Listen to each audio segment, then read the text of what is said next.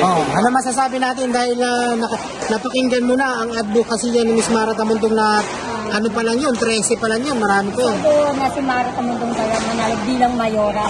Kasi yung mga mayora nakaupo ngayon, wala naman yun. Si Mara po, hindi pa nakaupo, may ginawa na. Pero gusto ko pag nanalo si Mara, magkaroon kami ng libreng kabahay. Kasi bahay po namin, sa totoo lang, bahay namin ngayon, umuulan sa loob ng bahay namin, binabaha. Nangungupayan po kami. Sidecar boy lang po yung asawa ko, ng anak namin. Ang gusto ko sana mangyari, itong eleksyon na to, si Mara manalo talaga. Kasi po yung mga nasa sitol na yan, nangako hindi naman sinupad. Sa totoo lang po, pag pupunta ka ng City Hall, sa mga konsehan, magmamakaawa ka pa sa kanila na hindi ka naman nila matulungan. Matulungan mga kumpara-kumara. Hindi ka naman nila matulungan sa oras na trahedya nangyaring pandemya.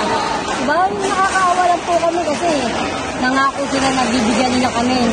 Ang binibigyan lang nila yung mga kadikit nila. Sa totoo lang yung mga may hirap na kagaya namin na dapat binibigyan ng aksyon. Hindi katulad ng kung sino, ng chairman, ganyan, yun lang binibigyan ng mga ayuda na yung pag nasisilip na lang wala akong ginagawa. Sa totoo lang, taga-ano po ako nagawalis ako ng barangay ni Chairman Amor.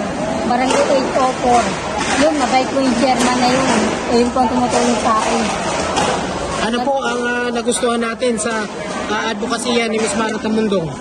Ang nagustuhan ko po kay Ma'am Mara, yung salita niya, na hindi siya yung katulad ng iba na hindi naman nila totally na nagampanan yung ginawa nila. Hindi ka galing Ma'am Mara, hindi ka nakaupo. Kaya marami nang nagawa para sa atin.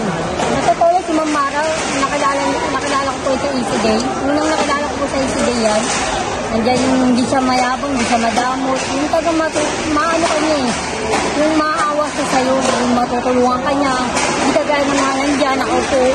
Hindi mo naman malapitan. Susungitan ka pa ng mga staff sa City Hall. Kaya sana po, si Mayor Mara Tamundong po sana ang manalo sa 2025. At wala na pong iba. Bago naman.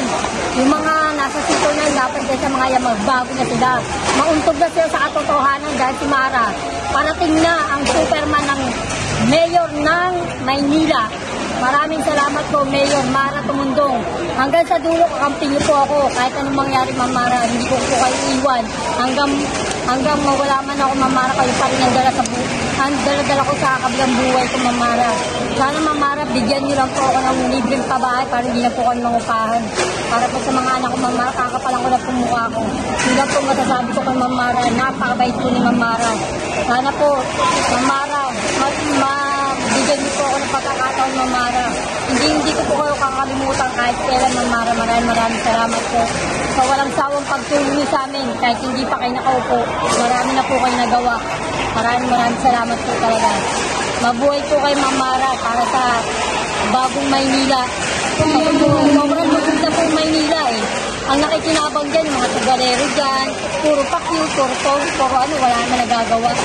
Totoo lang po nagbubulag-bulagan ng mga gobyerno na hindi naman sila nabibigyan ng mga mahihirap na kagaya namin. Ang binibigyan mo kung sino pa meron, yun ang binibigyan nila. Sana Ma'am Mara, huwag niyo po kaming kalilimutan pag nakaupo po ka sa Sidol. Sama niyo po kami. Salamat po. Okay po. Pero sa ngayon, ako ay advisor sa organisasyon ng mga vendors sa aming area. Ang problema po talaga sa amin, may mga lugar lang na pwede kami mapagtinda sa maliliit na lugar lang. Walang masyadong dumadaan doon. Pero may mga lugar na kinakailangan talaga na meron namang lugar na mapagbilhan ng mga tao. Pinapalayas kami. Sa totoo lang, nakita isang pwesto may napakaliit. Ang ginagawa, hinuhuli talaga malaking ulo doon. So ikaw manininda, ano gagawin mo? Mawawalan ka na nahanap buhay, wala ka ng pambayad, wala ka ng pag-upas sa bahay. Lalo na sa Mumbai kasi karamihan sa amin nagagaling sa Mumbai aming ikinabubuhay. At yan po, hindi lang po vendor, meron pa namang hawak bilang presidente ng Shelter of Hope. Yan po ay grupo ng mga walang bahay naninira sa kalsada. Yan po ay based sa Ermita area. At ito po ay tinatawag nilang Shelter of Hope. Ito po ay grupo ng mga naninirahan sa kalye. At kami pinagkikita-kita every Saturday po Sunday po na hapon, alas 2 hanggang alas 3 hanggang alas 4 na hapon.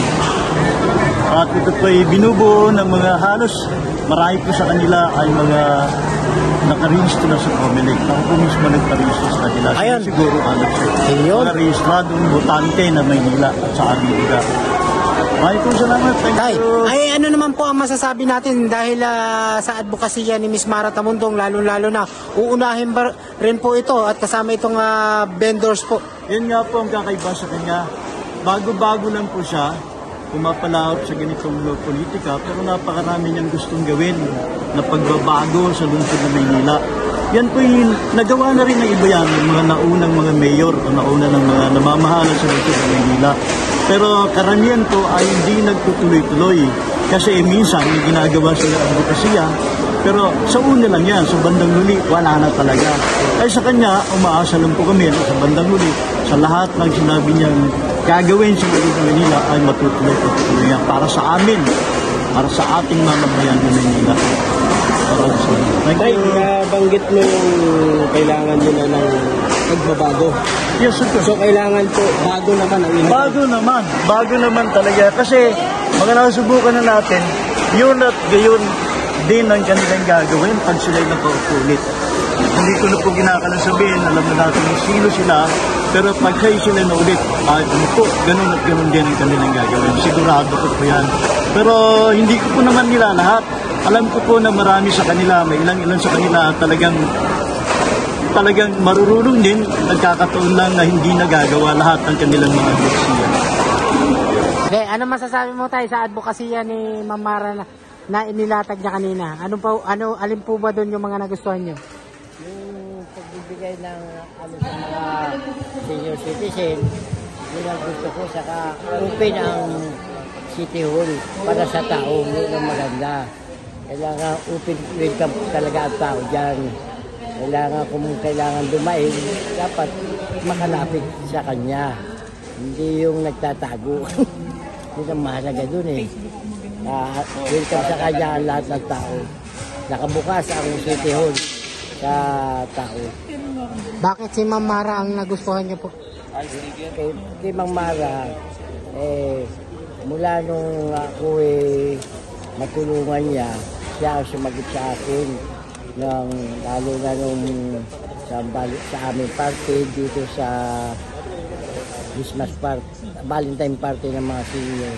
Kung hindi kay Mara, baka hindi natuloy itong aming Valentine party. Kaya madaling lapitan siya, madaling makausap. Agad umuwi siya na pupunta sa aming event, si Mara.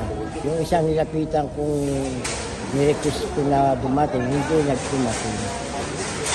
Huwag na natin sabihin ko sino. Okay, maraming salamat tayo ha. Sabi mo tayo, Mara tayo! Mara tayo, Mara. Laban natin.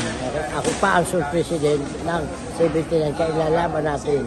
Anong channel mo tayo? Wonder Lulu ng YouTube channel at Facebook. Wonder Lulu. Wonder Lulu. Sir, bakit po Mara?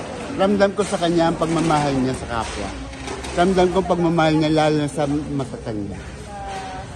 Ano po ba ang nagustuhan natin sa mga kanyang advokasya na inilatag sa inyo? Tumutulong siya sa matatanda at higit na bibigyan niya kailangan ng matatanda na hindi kayang ibigay ng pamunuan niya. Yun ang isa sa mga bagay na nagustuhan ko sa kanya.